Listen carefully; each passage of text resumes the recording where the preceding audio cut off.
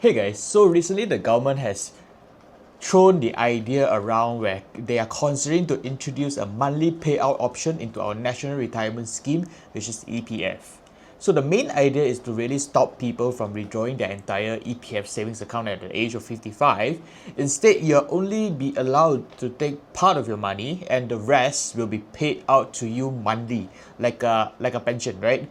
So if you don't already know how our current EPF system works, is that it splits in account 1, 2, 3, and once you reach the age of 55, you are actually allowed to fully withdraw your EPF, and it's your money after all, right? So now they are saying that maybe you shouldn't, and I really think that in this video I want to explain why I think this idea is slightly ridiculous in my opinion. So number one, Malaysians itself already do not have enough EPF savings. So this is the part that kind of confused me slightly, right? We are talking about monthly payouts, but we actually don't even have enough savings to begin with, right? So the EPF's own data actually shows that over 90% of our own members under 30 years old are not on the trajectory to hit 240,000 basic savings target by their retirement age. So what monthly payout are we talking about? Are we talking about getting 200 ringgit a month, 300 ringgit a month, 500 ringgit a month for the rest of the life?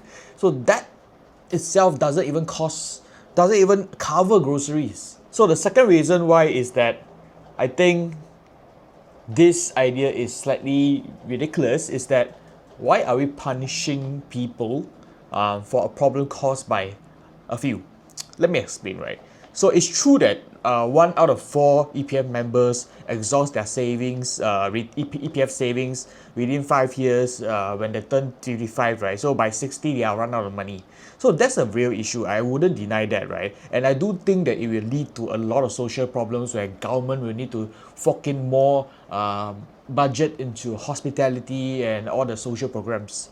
But let's not also ignore the other number, right? Like 1 out of 4, but 3 out of 4 do not misuse their EPF, right? So I think why are we kind of like punishing the majority while trying to protect the minority here? I know this may sound slightly lack of empathy, but let me be kind of clear, right? I believe something called taking responsibility for our own actions, and not everybody, truth to be told, is that actually bad at managing money. We should be actually targeting help at those people that actually needs it, not really locking everyone's money as just a one blanket solution. So that's the main 2 reasons why I feel that this idea, it don't really work in Malaysia, right? So maybe I can give some suggestion instead, right? Let's get real here. The problem isn't that people can withdraw one shot their money at 55, causing that they don't have money for their old age. The real problem here is that we are not actually saving enough for our EPF. So instead of forcing monthly payouts, here I think the government can kind of like focus it on, right? So number one, maybe the government can kind of explore voluntary matching from government for actually B40 and M40, right? I really like this idea, for example, where if I contribute extra 250 ringgit a month, and then government maybe can top up another 50 ringgit a month, up to a cap of course, right? So this is already done under the i-Saraan scheme for self-employed workers. So in my opinion, to kind of solve the savings part of the EPF, the getting more funds in, so just expand it to more people, especially the M40s, where we are always caught in between, right? So instead of forced savings, why not reward good saving behavior? So the second suggestion over here is maybe gradually raise the retirement age. So hear me out, right? Like it or not, this is inevitable. This has been shown overseas. All the developing or developed countries are actually slowly increasing their retirement age because people are actually living longer. Healthcare is better, but our retirement money is still the same pot of money where it wouldn't stretch as far as maybe I live until 100 years old, right? So instead of forcing people for monthly payouts, for example, maybe we can explore gradually increasing the retirement age, maybe by 1 year every 5 years. So now it's 55, maybe next year will be 56, and then 5 years later it will be 57, things like that. So it gives people time to prepare and plan, keep them contributing longer as they progress into their late careers, and allow their savings to grow and grow and grow. So this is actually happening in countries like Japan or Singapore already. So it isn't really a crazy idea if the main goal is to retain more funds into EPF. So the third idea that I can think of is really to open up EPF slightly with a cap.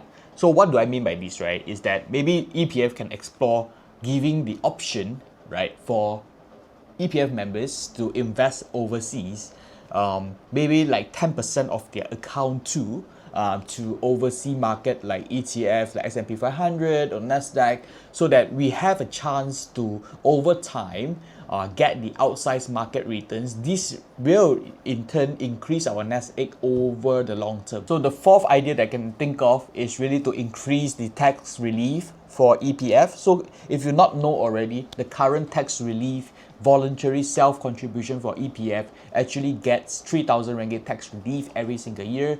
But if you really want the grassroots level, especially the B40s, the M40s, and even T20s to really get the funds into the EPF, maybe we can explore increasing the tax relief every single year for EPF so that you can encourage more people to put their money in for their retirement. And one final suggestion that I can think of is that at 55, we can kind of introduce an extra new account. Maybe it's called EPF Plus or something like that. At 55, you let Malaysians to unlock their EPF as promised, but with this new account, you can park maybe 50k, 100k or more. In return, you give them an extra bonus dividend or returns, maybe let's say an extra 0.5% or extra 1% annually. And this will kind of try to lock in people at least with one base amount in their EPF every time instead of withdrawing all at one go, right? So this way, people who want to stretch their retirement savings, they can do it. It's their own choice,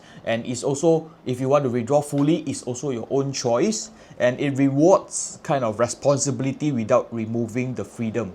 That nobody will get punished for this. Nobody feels punished. So in conclusion, I think this is a rambling video over here, right? So here's my stand, right? This is actually our money, our own hard-earned money. Every single month we work and we get our salary, we contribute to EPF, right? So the government shouldn't be enforcing how we are using or how we are getting our own money, especially when people have already been planning their retirement around EPF's current structure.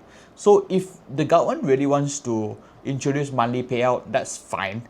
Just make it optional, right? Just make it super optional, or you can start with the younger generation. Don't pull the rug for the current working generation. Fix the root cause problem, of course. The number one root cause, I think that we are not earning enough. Number two, we don't have enough income growth. Number three, we are just really stuck in our own local investment funds, and there's not much incentive for us to really top up our EPF every single year except for the tax relief. So yeah, so before I wrap up this video, if you really like this scheme, do comment down below. If you really don't like what I'm saying, do comment down below as well, so I can understand your feedback. So that's all for today's video. Thank you so much and have a good day.